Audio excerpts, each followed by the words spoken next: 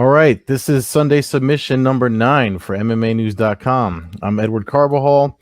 Please follow me on Twitter at Carbazel. That's Carbazel. Follow MMAnews.com at MMAnews_com. Please make sure you like and subscribe to their YouTube channel by clicking the like and a little bell notification thingy so that you can get their videos. We have videos, fighter interviews, interviews done by Cole Shelton and James Lynch. So please make sure you like and subscribe to the YouTube channel when you see this. UFC in Vegas last night. I guess that was the big fight of the weekend. The UFC is doing stuff for like the next 12 weeks, I think, until December 12th. I don't remember where I'm getting my I looked at it recently, but you're gonna have fights to talk about every weekend until at least the end of the year. And Bellator's next event is September 11th, September 12th. So we get a little breather between them. I know a lot of stuff went on this week. It's been a crazy year, but crazy week in general. With just the news in general, never mind just the MMA news. But going to try to keep it positive and get into this stuff that we all love, which is the fights. So if you haven't checked out MMAnews.com, we have all the results up from last night's fight. This is the website, MMAnews.com. And by now, if you haven't seen the fights, spoiler alert, Alexander Rakic won. Robbie Lawler lost the decision. It's weird that these fights went to decision. I guess we'll just talk about last night's fights first and get into the other stuff after that. But I was impressed by the submission wins. They had 4 in a row, I believe, last night at the beginning of when the prelims kicked off at 6 o'clock. And there's a lot of chokes. He had 1 armbar, a lot of rear naked chokes. And if you don't know by now, I'm a jiu-jitsu guy, so I like to I always get into chokes. I actually write detailed pieces about notable submissions from events at another website. So if you're following me on Twitter, you've probably seen them. But so the star choke, I think he got a performance of the night bonus too. Sean Brady, this one right here, welterweight bout. Sean Brady against Christian Aguilera. The guillotine choke. What was unique about that was because it was a one-arm guillotine. And if you haven't seen the fight, the highlights are on the YouTube's Twitter and all that, their social media. I rewatched it actually before I started recording this. And the thing that stood out to me from that was that it looked like he was setting that up just before the end of the first round. And if you're interested, on how it works, so there's a hand position called a chin strap, and it's usually I can't do it to myself, but if you're going for a choke, you kind of go like this under. This will probably be the picture for the when this goes up on YouTube. But if you're choking someone, your hand kind of goes under their chin like that, so that's why they call it chin strap. If you watch, and Paul Felder kind of gave away the way he does the submission during the broadcast, because he said he actually got choked by it. And in his post-fight interview, Brady said he submits a lot of high-level black belt and stuff. If you train in jiu-jitsu, you find your moves and the moves that you're really good at. Like wiry, lanky guys are good at triangles and things like that. And the guys built like Brady, who's very muscular and big. And there's Last Round podcast who's commenting on that Brady is a big lad, which is what I'm getting to. He is a big lad. He's got a very muscular build. You've heard me talk about ectomorphs in combat sports before, which are those long, lanky, wiry guys, and how their guards are a little harder to pass. They're a little better at sinking in certain submissions like Darce chokes and things like that. So that kind of build for Brady, I mean, outside of the fact that he's got a knack for sinking in that chin strap. Again, round 1, when they're against the cage, right, he brings him to his corner, and you hear Daniel Gracie yelling to get heavy on him That's one of the cool things about No Fans. You can hear a lot of details. He's telling him get heavy, elbows get heavy, elbows and get heavy, and he sinks that chin strap in, and then the round ends. So you could already tell that he had a knack for setting it in and getting it over the loop, this lump on the back of your head, getting his arm over, and then sinking that choke in. So what was really cool about Brady's choke was because when he went for the takedown, it was off of a leg kick.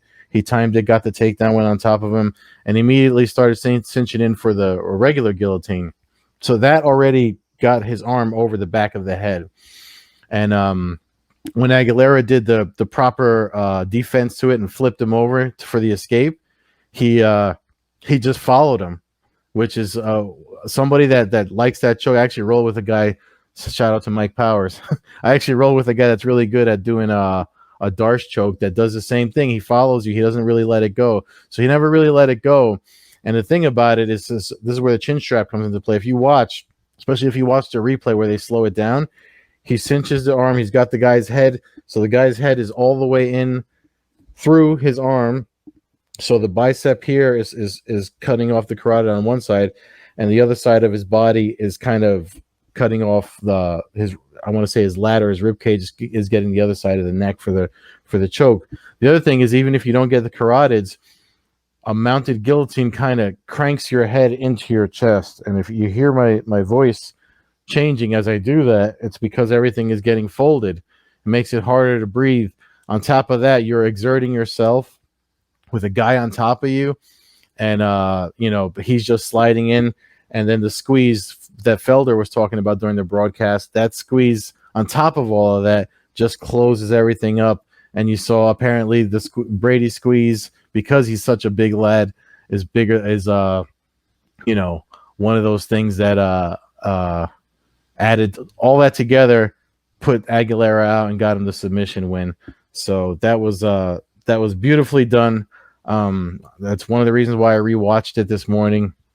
And I was super, super excited to see, because you don't see that many one-arm submissions in MMA, let alone, grappling in general. And they're hard to get, because usually submissions take, 2 against 1 limb. And it's just a great feat of strength, and he got a well-deserved performance of the night bonus for hitting that. So if you haven't watched it, just check out. If you just want to see the finish, UFC's Twitter has the video up there. And then obviously there was other submissions. What's crazy that the prelims, I mean, that's kind of always the case. I guess experience speaks to it, but there was the armbar. A lot of them were first or second round. That one was second round, the one I just talked about. And then you had 2 first rounders, Alex Casares versus Austin Springer.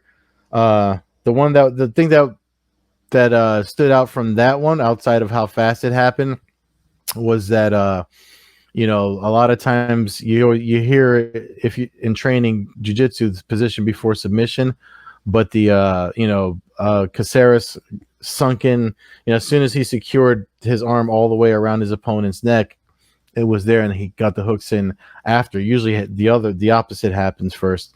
So that's what made that one unique. And I think Mallory Martin, she was the first fight on the card. She got the choke, but the thing that she got her well-deserved performance of the night bonus as well for that fight was because the fact that she almost lost that fight in the first round. It's crazy because her opponent, Hannah Cyphers, really took it to her, almost put her away, knocked her down. She got back up. I mean, Mallory Martin, if you've watched her fight before, I've seen her fight before she got signed in the UFC, and I feel like she was on a hype train. She had a knee issue that she had to get rehabbed and repaired, which is why you saw her knee wrapped in the fight last night, because I guess it's just preventative, so she can move around. But I don't know if that was a distraction that had her, because she admitted that she was a little slow to get started at the beginning of the fight, but obviously almost losing, getting dropped like that, shook off whatever concerns she had about any of her limbs. And then, the second round, she put it on Cyphers, let her know that she wanted to pay back for almost getting almost getting got at the beginning of the fight. So, and that scream she let out.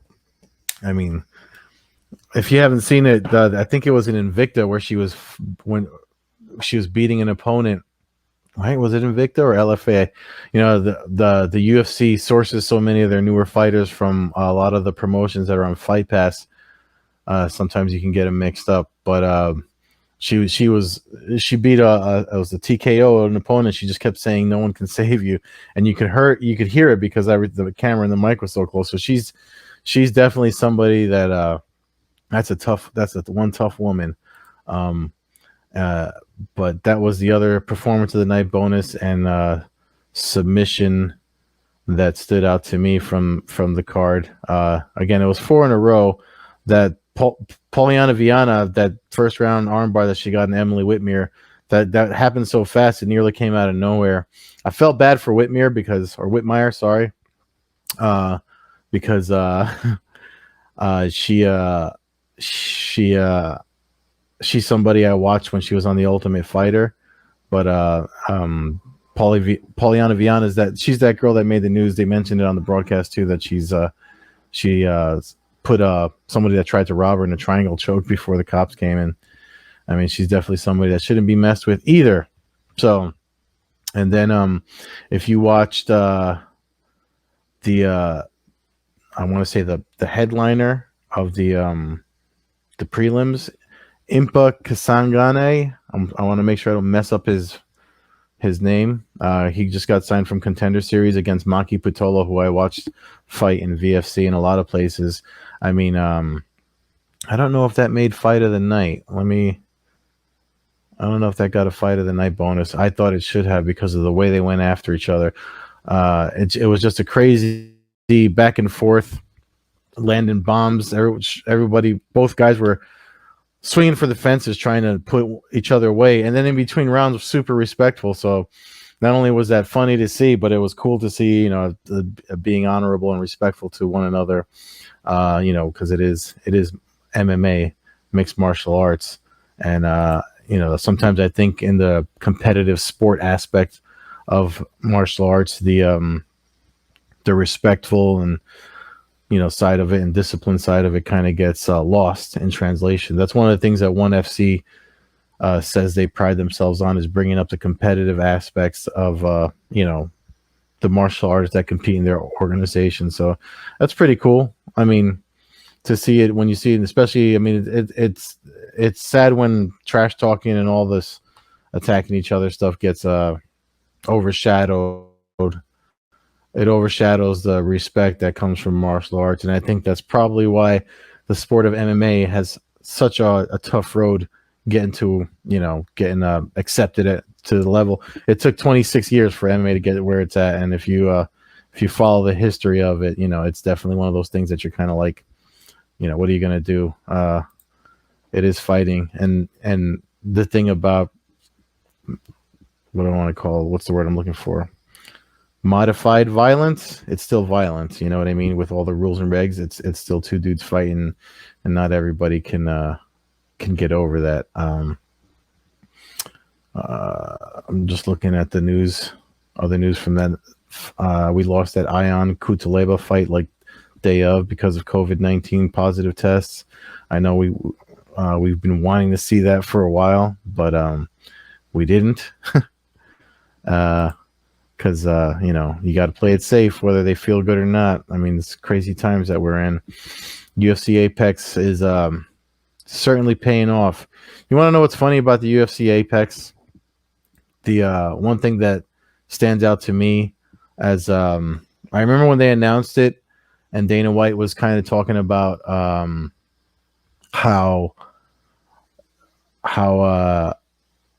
the Apex, the whole point of the Apex was so that they could keep on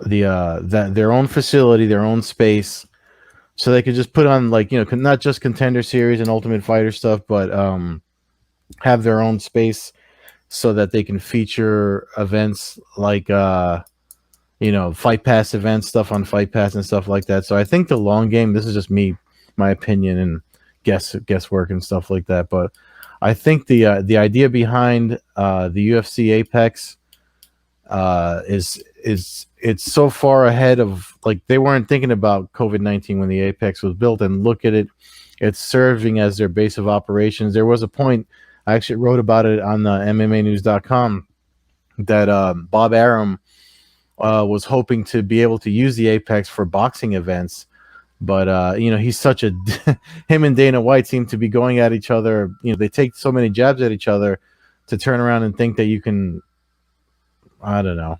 I don't want to say. I mean, because there's people that what they say, sugars tracks more honey, or whatever the saying is, more bees. But so one of the things about that is, like, Dana White could have been like, yeah, sure, you can use my space. But the thing is, I mean, on the business side, everyone knows businesses can be cutthroat, and it's like, well, I need my space, so why would I let you use it? I guess that's why Top Rank is using the MGM Grand Bubble, right? That's where they're holding their events. But there was, at the beginning of all this stuff, that he was saying, hoping to use the Apex. So my point is that the Apex seems to be paying off as a central hub that maybe he had to speed up. Maybe the long game is to eventually have a UFC network, and that's where they have all their smaller fights, and save the pay-per-views and stuff for arenas and things like that. But there was some last summer that the Apex was built, and Dana White was so excited about it, and they toured the facility, and there's some space to seat some fans and stuff like that, but it looks like without knowing a pandemic was coming, it's really paying off. And then I know he caught some heat because of the whole fighter pay issue with wanting to put a UFC hotel built near there. But I mean, if we don't know how this COVID-19 thing is going to play out, and if this is how they have to move forward, and maybe save some fighters some money on where they stay and stuff like that. And I'm just playing devil's advocate. I know I'll probably get some heat for, like, what do you know? I definitely would like the fighters to get paid more, but if it saves them money from because when fighters get paid, actually, if you want a really good example of it, the UFC game has if you create your fighter and go through career mode, there's an expense thing that you have to watch and make sure when you get injured and stuff like that. So like percentages going out to the training gym and things like that. So funny that I'm mentioning that, because this is also on Twitch, and I've been streaming my gameplay on Twitch. But if you want a good example of, like, they get, so, like, say if they get 15 to show, 15 to win, so they get $30,000, but then a percentage of that has to go to the training costs and where they stay and stuff like that. So if that saves them money in that sense, I don't see a problem with it. But I know a lot of folks would. I'm slouching, I'm sorry. But and then obviously with the main event, Rakic beat Anthony Smith. And one thing I can't stand is how if a guy starts winning that was once a contender, they already talk about hang it up or go to Bellator and stuff like that, which is fine, because I'm not on the it's weird when you the guy I do with Matt Hawkins said earlier in the week when I recorded my own podcast with him, the Coast to Coast Combat Hour. We had one of Bellator's cutmen on, and one of the comments he said was like, if sometimes UFC fans are not MMA fans, and that's true because they don't follow the whole sport. The fact that it's grown so much that there's other places for fighters to compete, I don't think it's a knock when they go outside of the UFC. It's fine if they want to compete elsewhere.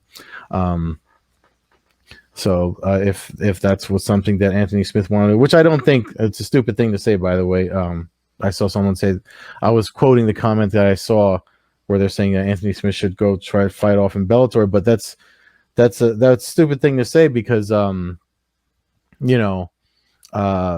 they use him on broadcast stuff. Like, he does other things there. He's on the ESPN broadcast, so I don't think he's going anywhere. Same thing with the main card, oddly enough, didn't have any finishes from last night, so I thought that was weird. But that just goes to show you the better fighters the better the fighters get, because the prelim, I mentioned, Patolo and Kasangane, they came off of Contender Series and they're making their way up, so they fought to a decision. So I guess as they get more seasoned in the UFC, you're going to see fights. It's harder to finish a guy, but when you get a guy that finishes at that high level, that's when you get like the Khabibs of the world and the Jon Joneses and stuff like that. But co-main event had Neil Magny get a unanimous decision win over Robbie Lawler, and I saw people commenting that they like to see Lawler fighting bare knuckle. I mean, in my opinion, I don't care what people say. I know Ben Askren and everyone else says different. I've seen Ben Askren crush the pumpkins and watermelons and stuff like that, but I think Robbie Lawler was winning that fight, especially in the beginning. I remember sitting down watching it because I was all like, "Oh, watch, Ben Askren's gonna do something here," and he almost got finished by Robbie Lawler. So don't count the losers out when they lose by decision. Whether they've been dominated or not. Full disclosure, I didn't get to see the main card because I don't got ESPN Plus, and it seems to be a little harder to watch it by do that. And by that I mean like going to bars or friends' house and stuff like that. Anyway, yeah. So interesting though, because for the main event, that moves up to, I think Smith was ranked number 5, and Rakic, I'm sorry if I messed up his name, he's ranked number 8, so he's going to jump up. And with Jon Jones exiting the light heavyweight division, there's a lot of there's a lot to look forward to there. I know that they're going to make what's funny about that is, like, we have the next pay-per-view for the middleweight title, Israel Adesanya versus Paulo Costa, and Dana White saying that's going to be fight of the year and stuff like that. I think I might have said this last week too, that I wouldn't be surprised if that turns out to be more like Adesanya versus Romero, and like just being more cautious and stuff like that. I know Adesanya's got a real laser focused striking. Once he finds a hole, he'll or weak point, the whole video game. I know he likes to say downloaded and all that stuff like that, but I really do think he puts that into the mental part of his training. So once he finds that weak point, like say everyone's weak point should be their liver. So let's say he finds a way to make Costa open up his liver, and he could do that. But anyway, the whole reason I'm bringing that up is because of, with Jon Jones going up, we're further away from ever seeing him and Adesanya go at it. Unless Jon Jones has a really bad time at heavyweight, whenever that does happen. But in the meantime, we have a lot of interesting things happening in the light heavyweight division, and I think this kind of changes things up. So I wouldn't be surprised if that division gets really, as soon as Jones makes his heavyweight debut, I wouldn't be surprised when we see the light heavyweight division get really exciting as far as matches to be made there. I know this episode's been all UFC related, but I mean, that was kind of the big card of the weekend, was last night's UFC in Vegas 8, or ESPN 33, or whatever the hell the number is. I don't even know what the best way to keep track of that is. I don't want to say I'm getting UFC burnout, but I'm not getting UFC burnout because obviously I'm watching the fights, but I'm getting mixed up with everything, happening. But they're there for a while until I guess when did they say they're going back to Abu Dhabi? September, October? September, yeah, because Adesanya and Costa are overseas. So yeah, so a couple more events in the Apex. Again, the Apex really seems to be paying off for the UFC. I'm kind of glad that they have it. But one thing that with all these last minute COVID pulls between the Apex and Abu Dhabi, I'm just wondering why so many happen when they're in the Apex and not, it just seems like you'd have to go back and tally off all the news articles. I think MMA Junkie does the best job of showing them. But like, why so many why so many of the Apex events have these last minute pulls, whereas the Abu Dhabi ones, and I know they do multiple testing because there's like false positive, false negatives, and we're getting into territory that I'm not an expert in, so the hell do I know? But I'm just wondering, like why is it safer? I mean, they're really not on. I know they call it Fight Island, but they're really not on an island. But I wonder if it has to do with the travel, you know, from states to states. Every state has their own unique numbers and things like that. But it is what it is. I for one, I mean, I think they definitely have a good. I saw the NBA's has their a bubble, and Dana White commented a few weeks ago that you have to do the bubble thing for to be successful if you're going to move forward in sports. So between the Apex and Abu Dhabi, I think that's the way we're going to see fights for now, and it's probably the safest way to put any sport moving forward. I just think it's weird that there seems to be more tests in their bubble, their home bubble, than the away bubble. But maybe it's because the home bubbles in the U.S. and our numbers are all over the place. I don't know what to tell you about that, but certainly an interesting time for the sport. I kind of hate that more ESPN Plus cards are coming because other sports are back, but that's just me and me being a baby. So with that, got a couple of minutes left, so make sure you follow MMA News on Twitter at MMA News_com.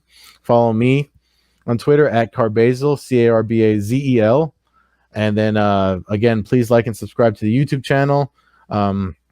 I didn't see any questions or comments or anything on last week's episodes. I always check them, so make sure you check them, and or make sure you post them, so I'll check them and I read them off on the following episodes. So next week makes 10.